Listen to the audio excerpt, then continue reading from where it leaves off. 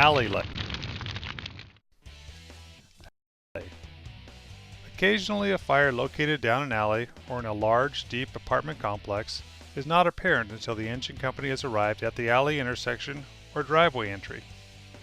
In order to avoid bottling up a second engine company in these tight spaces, the first in-company officer will call for an alleylay.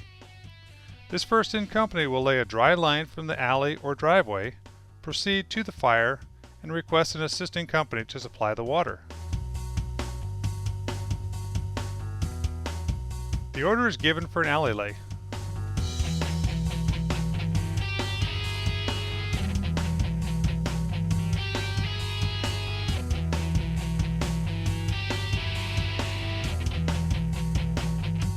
Once the rig is stopped completely, the firefighter proceeds toward the tailboard, retrieving an orange safety cone on the way. The cone will be placed on the ground next to the coupling. This will identify the hose location for incoming units and warn approaching vehicles. The firefighter proceeds to the tailboard, grasping the coupling and first fold of hose, turns, faces the ground, and proceeds to pull enough hose to reach a pumper in the street. The firefighter places the fold on the ground, grasps the hose, braces, and signals for the engine to take off. Once the first coupling hits the ground, the firefighter sets the hose down and proceeds toward the attack pumper location. The incoming engine will acknowledge the order to assist with the alleylay. This engine has two options. The first option is to lay away from the alley toward the hydrant. The second option is to lay in from the hydrant to the alleylay. Hydrant location or area hydrant pressure will dictate which option to use. Here, the assisting company is laying from the alleylay to the hydrant.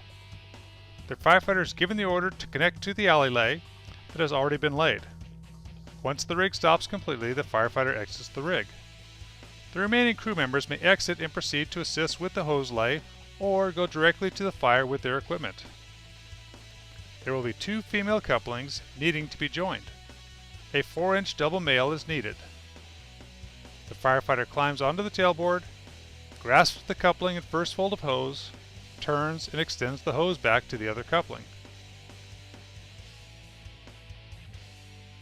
The firefighter sets the double male and coupling on the ground, grasps the hose securely, braces, and signals for the rig to take off.